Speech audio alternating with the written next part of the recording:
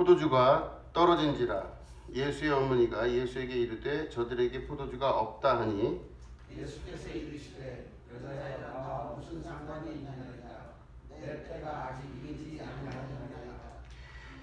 그의 어머니가 하인들에게 이르되 너희에게 무슨 말씀을 하시든지 그대로 하라 하니라. 거기에 이대의 정결을 시키라 두세 통은 돌 항아리 6이 이르는지라. 예수께서 그들에게 이르시되 항아리에 물을 채우라 하신즉 아기까지 채우니 이제는 떠서 연회장에게 갖다 주라 하시매 갖다 주었더니 연회장은 물로 된 포도주를 맛보고도 어디서 났는지 알지 못하되 물 떠온 하인들은 알더라. 연회장이 신랑을 불러 말하되 사람마다 먼저 좋은 포도주를 내고 시간 후에 낮은 것을 내거늘 그들은 지금까지 좋은 포도주를 주었다 하니라. 예수께서 이 첫 표적을 갈릴리 가나에서 행하여 그의 영광을 나타내심에 제자들이 그를 믿으니라. 아멘. 오늘 말씀 이렇게 보시면은 지난주에 본문하고 똑같습니다. 1절서부터 11절까지 말씀이에요. 가나의 혼인잔치, 예수님께서 이 땅에서 기적을 행하신 첫 번째 사건으로 요한복음 기자인 요한은 이렇게 기록을 하고 있습니다. 이 첫 번째 기적이 상징하는 바는 예수님이 앞으로 어떻게 목회를 하실지, 어떤 방향으로 나가실지에 대해서 분명하게 말씀을 하시는 거예요. 근데 보시면은 이 혼인잔치의 비유를 지난주에 말씀드릴 때는 우리가 혼인의 귀중함, 그죠?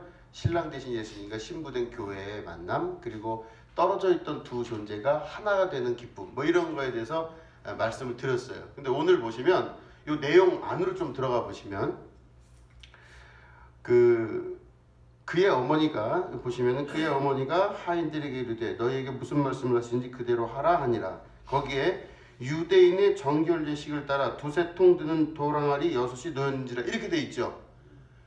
자, 이게 뭐냐면은 포도주를 만들 때 원래는 포도주가 어떤 이렇게 그 가죽 부대 같은데 포도주를 넣는 그 습관이 있었죠, 이스라엘 사람들이. 물론 항아리에 넣는 경우도 있습니다. 그런데 여기서 말하는 이 항아리는 포도주를 넣는 항아리가 아니에요.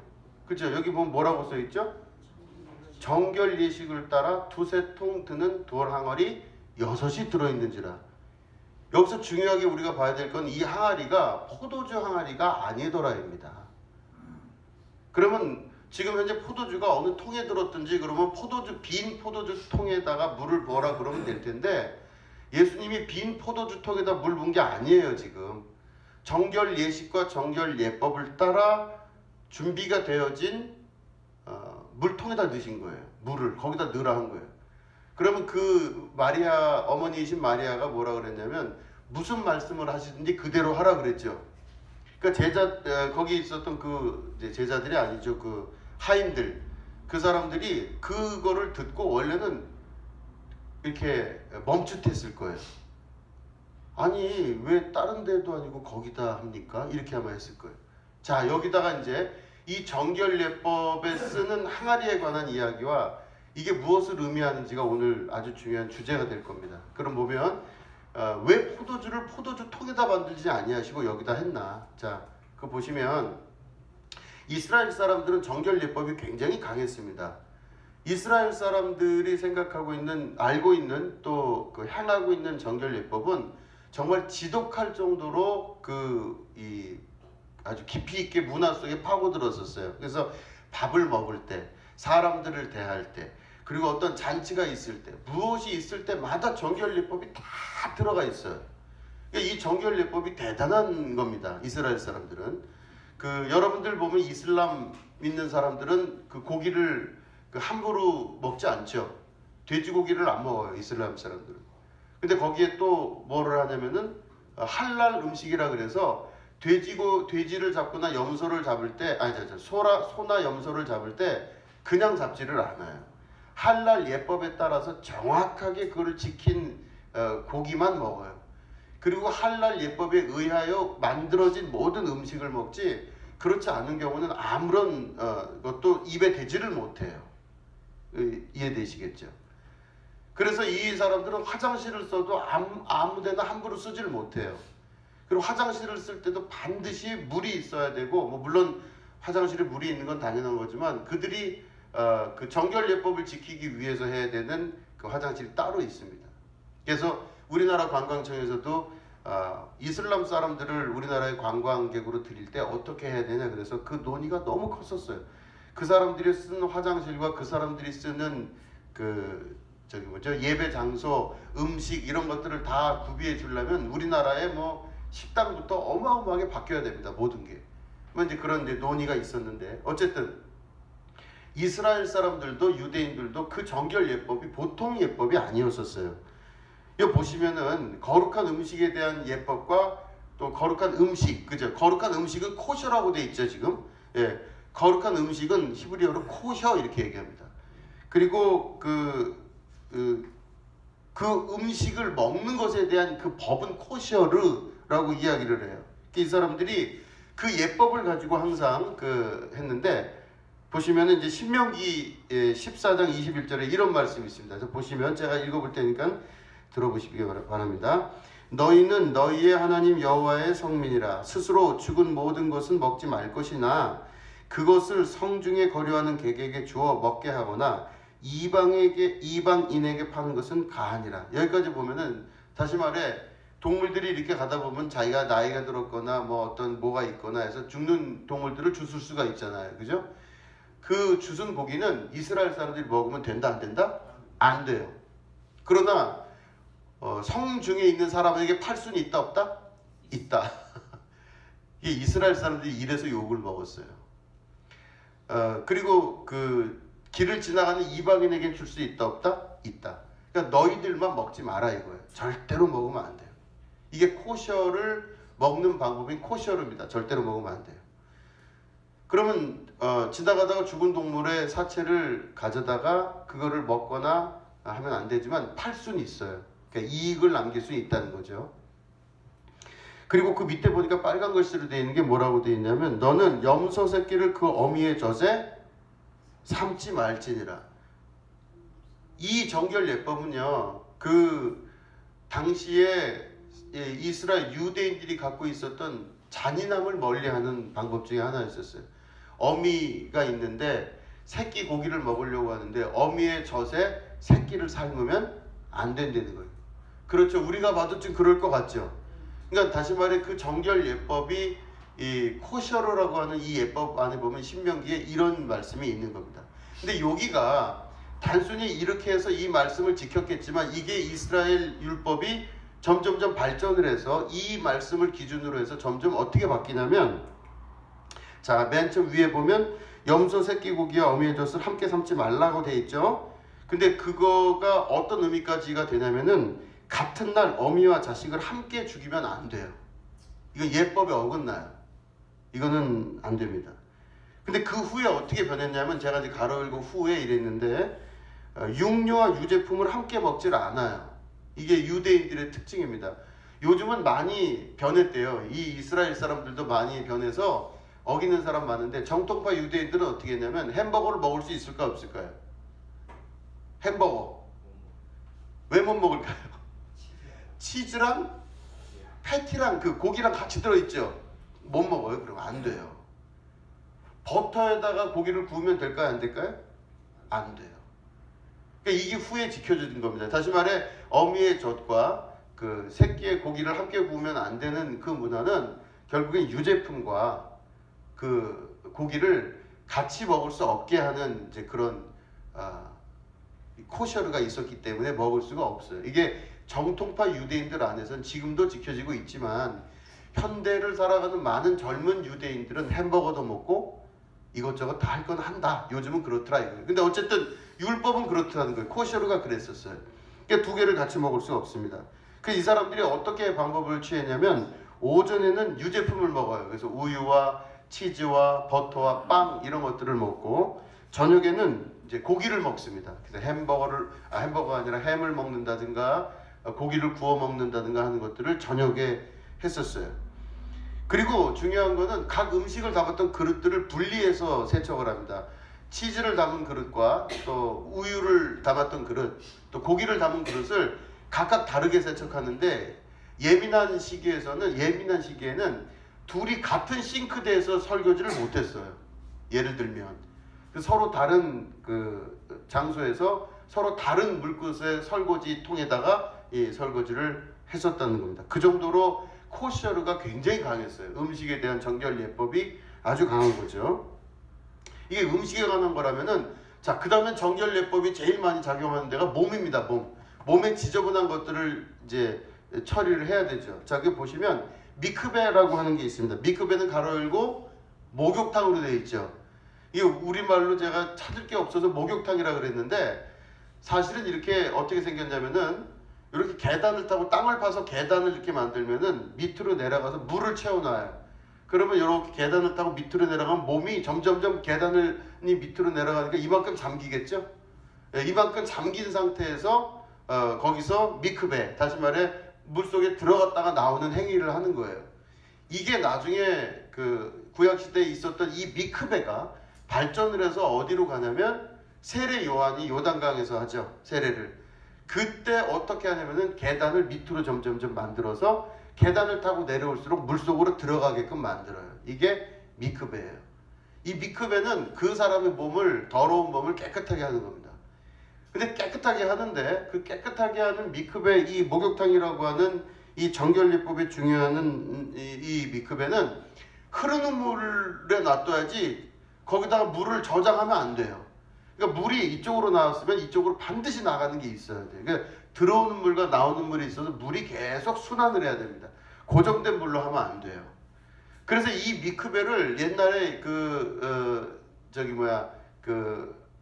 이스라엘 사람들이 예루살렘이 탈환될 때, 바벨론의 전쟁에 의하여 탈환이 될 때, 바벨론 유수를 당할 때 그들이 그 위에서 포위가 된 상태에서 어떻게 했냐면 고대에 만들어진 미크베, 다시 말해 위에서부터 밑으로 그 예루살렘 성을 뚫고 들어오는 지하수를 만들었었어요.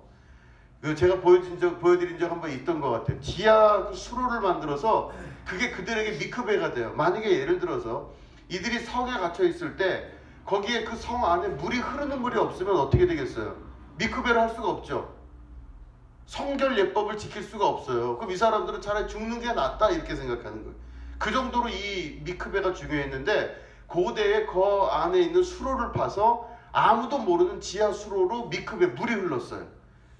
기가 막힌 거죠. 그러니까 예루살렘 성의 지하에 보면 그 지하에 미크베를 위한 수로가 있어요. 그래서 이스라엘의 이 전통이 유럽 전역으로 퍼져서 유럽에 여러분 가보시면은 유럽은 뭐 프랑스도 독일도 또 여러 나라를 보면은 이 도로가 이렇게 돼 있으면 도로 옆에 이렇게 다 이렇게 그 벽돌 위에 뚜껑이 덮여져 있어서 밑으로 물이 이렇게 졸졸졸졸졸 흐르는 거를 보실 수 있을 거예요.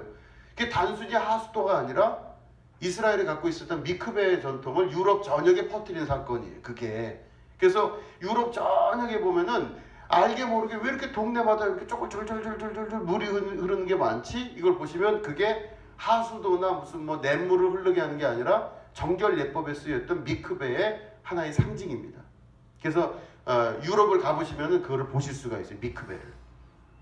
그래서 그 미크베는 저장된 물이 아니라 흐르는 물이더라. 그래서 이 사람들이 예루살렘 성에 갇혔을 때 이 예루살렘 성에 갇혔을 때 이 사람들이 물이 1년 가까이를 물 없이도 살 수 어떻게 있나? 밑에서는 바벨론 그 군인들이 그랬을 거예요. 근데 이 예루살렘 성 위를 보니까 이 사람들이 죽지 않고 살아 있어요. 1년 동안 물이 없는데 어떻게 사나 봤더니 미크베 때문에 사는 거죠. 이 밑에 지하수로에 물이 흐르면서 거기서 물을 떠서 먹기도 하고 그걸로 정결예법을 했던 거예요. 그 사람들은 전혀 몰랐어요. 왜? 지하수로에 그걸 만들어 놨기 때문에 몰랐던 거예요. 이게 바로 미크베라는 겁니다. 자, 그러면 미크베가 얼마나 중요한지 이해하시겠죠? 얼마나 중요하면은 사막 가운데 있는 그 나라가 이걸 지하수로까지 정말로 힘들게 공사하면서 정결예법을 지키기 위해서 수로를 팠을까? 그죠? 이 정도로 이 이스라엘 사람들에게는 정결예법이 제일 중요해요. 왜 정결예법이 중요하죠? 율법 안에서 더러운 자, 그 저주받은 자들은 절대 구원을 못 받아요. 그렇기 때문에 그걸 지켜야 돼요. 자, 그러면 이 사람들이 정결예법을, 아까는 우리 코셔와 코셔르를 말씀드렸습니다. 음식과 음식예법. 근데 이 사람들이 물에 대해서 자기 몸을 얼마나 깨끗하게 해야 되는지 잠깐 보겠습니다. 보면 민수기 19장에 보면 요거는 우리 교독할게요. 우리 13절까지 나오니까 교독하겠습니다. 민수기 19장 7절부터 어쨌든 교독하겠습니다. 이게 중간중간 다르지만 제가 먼저 읽겠습니다.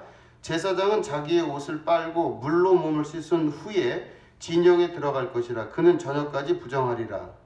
송아지를 불사는 자도 자기의 옷을 물로 빨고 물로 몸을 씻을 것이라. 그도 저녁까지 부정하리라. 이에 정결한 자가 암송아지의 죄를 거두어 진영 밖 정한 곳에 둘지니 이것은 이스라엘 자손 회중을 위하여 간직하였다가 부정을 씻는 물을 위해 간직할 것이니 그것은 속죄의 죄니라. 아멘. 여기 보시면은 제사장은 자기의 옷을 빨고 그랬죠. 그 다음에 물로 몸을 씻은 후 그 다음에 진영에 들어갈 것이라 이렇게 돼 있고, 그 다음에 밑에 8절 보니까 송아지를 불사른 자도 자기의 옷을 물로 빨고 물로 그 몸을 씻을 것이라. 그러니까 다시 말해 물로 몸을 씻는 거를 수도 없이 강조를 합니다. 19장 보시면 이 9절에도 역시 뭐죠? 부정을 씻는 물을 위해 그죠? 간직할 것이니 그랬죠. 물을 항상 소유하고 있어서 거기에 손을 씻거나 몸을 씻어야 돼요. 자, 19장 11절 보면 사람이 시체를 만진 자는 이레 동안 부정하리니 그는 셋째 날과 일곱째 날에 잿물로 자신을 정결하게 할 것이라. 그리하면 정하려니와 셋째 날과 일곱째 날에 자신을 정결하게 하지 아니하면 그냥 부정하니. 그러니까 다시 말해 어린 염소와 어린 순양을 제물로 드린 다음에 그 태운 그 제물의 재를 가지고 물에다 섞어서 자기 몸을 정결하게 하기 위해서 씻어야 된다. 이제 이 말씀이에요. 또 13절 보면 누구든지 죽은 사람의 시체를 만지고 자신을 정결하게 하지 아니하는 자는 여호와의 성막을 더럽힘이라. 그가 이스라엘에서 끊어질 것은 정결하게 하는 물을 그에게 뿌리지 아니하므로 깨끗하게 되지 못하고 그 부정함이 그대로 있음이니라. 어디까지 말씀을 하시냐면 여기 보면 정결하게 하지 아니하는 자는 이스라엘에서 끊어질 거라 그랬어요. 그죠? 이스라엘에서 끊어질 거란 말은 그 사람은 아브라함의 자손이 아니라 이 뜻이에요. 그럼 이 하루 순간에 몸 닦지 않음으로 말미암아 이방인이 되는 사건입니다. 물로 정결하게 하지 아니한 자는 부정하기 때문에 그는 쫓아내겠다 이런 뜻이죠. 그러니까 이게 대단한 거죠. 안 쫓겨나려면은 정결 예법을 지키고 깨끗하게 해야 돼요. 19장 16, 17 보면 누구든지 들에서 칼에 죽은 자나 시체나 사람의 뼈나 무덤을 만졌으면 이레 동안 부정하리니 그 부정한 자를 위하여 죄를 깨끗하게 하려고 불사른 죄를 가져다가 흐르는 물과 함께 그릇에 담고, 그죠? 정결한 자가 우슬초를 가져다 그 물을 찍어서 장막과 그 모든 기구와 거기 있는 사람들에게 뿌리고 또 뼈나 죽임을 당한 자나 시체나 무덤을 만진 자에게 뿌리되 그 정결한 자가 셋째 날과 일곱째 날에 그 부정한 자에게 뿌려서 일곱째 날에 그를 정결하게 할 것이며 그는 자기 옷을 빨고 물로 몸을 씻을 것이라. 저녁이면 정결하리라. 여기도 그렇죠. 자, 20절까지 보면 사람이 부정하고도 자신을 정결하게 하지 아니하면 여호와의 성소를 더럽힘이니 그러므로 회중 가운데서 끊어질 것이라. 그는 정결하게 하는 물로 뿌림을 받지 아니하였은즉 부정하니라. 물을 뿌리거나 물로 씻지 아니하면 그 사람은 정결하지 못하다고. 아예 그러니까 성수라고 그러죠. 거룩한 물, 우슬초로 거룩하게 한 물을 가지고 그 사람을 정결하게 하지 아니하면 그 사람은 부정하기 때문에 이스라엘에서 그 사람을 끊어버리게 되는 겁니다. 그러니까 하나님의 법 안에서는 정결 예법이 이 정도로 중요했었어요. 그런데 지금 보니까 아까 우리 그 가나 혼인잔치에 어떤 항아리가 돼 있었죠? 정결 예법을 위하여 준비된 항아리였죠. 정결 예법을 위해서. 그러니까 이스라엘의 전통이 예수님 시대까지 그대로 내려오는 거죠. 근데 이 흐르는 물이나 이런 것들을 이 사람들이 감당을 못하기 때문에 어떻게 했냐면, 자, 흐르는 물이면 지금 6덩어리를 그 흐르는 물에 2-3통 드는 6개의 항아리를 갖다 놨다 그랬거든요. 왜 그랬냐면은 혼인잔치에 사람이 많이 오겠죠. 그죠?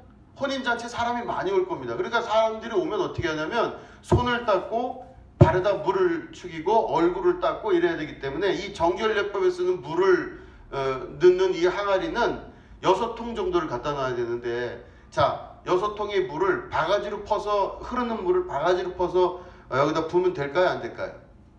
안 돼요. 흐르는 물을 그대로 받아야 돼요. 그러니까 다시 말해 그 항아리를 가져다가 이 하인들이 흐르는 물 있는 거기다가 이걸 대가지고 흐르는 물을 받아서 이렇게 들은 다음에 그거를 수레에 싣고 와야 돼요. 굉장히 어려운 거죠. 그 정결례법에 쓰는 항아리 용량을 봤더니, 자 이렇게 돼 있죠. 2통 드는 그 2통은 77리터예요. 3통은 115리터래요. 그 100리터가 어느 정도 되는지 이해하십니까? 77리터, 100리터, 1리터, 1.5리터짜리가 한 50개 정도, 그죠? 1.5리터 콜라가 50개 들어가는, 그게 2통. 3통은 100리터. 예? 이 정도 되는 거가 6개의 항아리가 있어요, 지금 물 항아리가. 그러니까 그 정도로 이거를 굉장히 중요시 여겼어요. 그래서 하인들이 그거를 혼인 준비하려고 하는데 손님이 온다니까 6통을 그거를 갖다 놓으니, 그죠? 항아리 6개를 갖다 놓으니 얼마나 무거웠겠어요. 100리터짜리 그거를 6개, 600리터를 지금 물을 떠다가, 흐르는 물을 떠다가 또 바가지로 뿌면 안 돼요. 그냥 갖다가 퍼야 돼요. 이걸 갖다 놨어요. 근데 이게 어떤 의미를, 왜 예수님께서 왜 거기다가 그걸 하셨냐? 자, 그 물이 사람을 깨끗하게 하는 거죠. 그죠? 그 물이 사람을 깨끗하게 하는 거예요. 근데 그 물이 깨끗하게 하는 건데 거기다가 이게 이제 사람들이 다 쓴 거예요. 혼인 잔치에 와서 이 사람이 들어와서 다 씻고, 또 어떤 사람이 들어와서 씻고, 손님들이 다 씻었어요. 그러니까 항아리가 6통이 거의 다 빈 거죠. 지금 정결례법으로 다 썼어요. 먹은 게 아니라 씻느라고 쓴 거예요. 씻느라고. 그런데 그게 빈 걸 알고 예수님이 거기다가 물을 갖다 보라고 그랬는데 하인들이 당황했을 거예요. 왜냐? 바가지로 풀면 된다 그랬습니까? 안 된다 그랬습니까? 안 된다 그랬죠.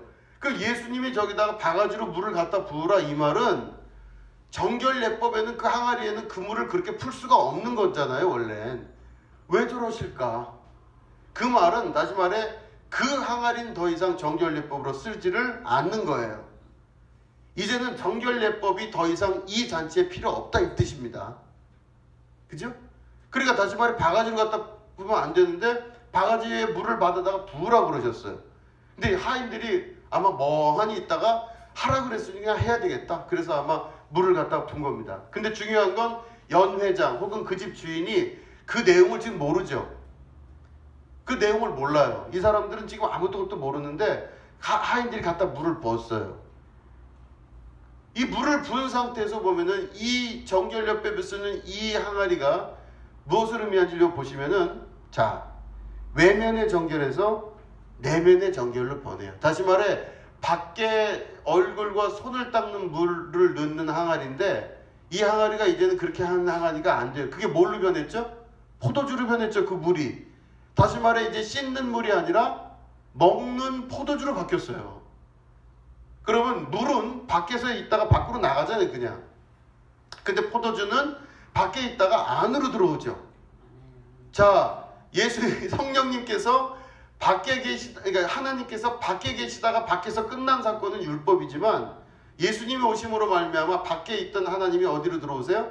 내 안에 오세요. 내 말이 너희 안에, 너희가 내 안에. 그죠? 이 사건입니다. 자, 보시면 이때 당시에는 어떤 사람 생각이 어땠냐면 수고하여 하나님께로 갈 수 있다고 믿는 것은 종교입니다.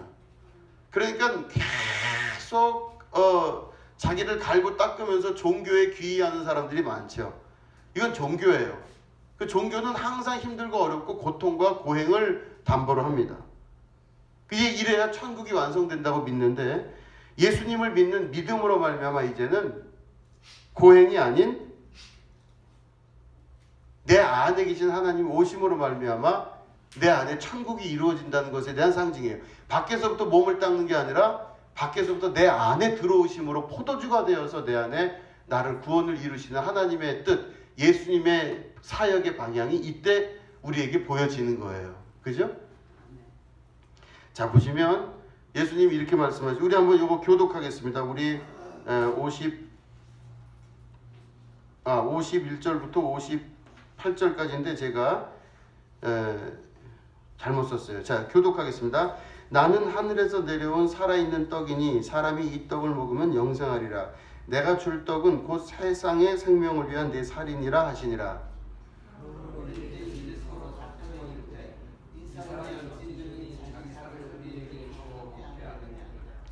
예수께서 이르시되 내가 진실로 진실로 너희에게 이르노니 인자의 살을 먹지 아니하고 인자의 피를 마시지 아니하면 너희 속에 생명이 없느니라.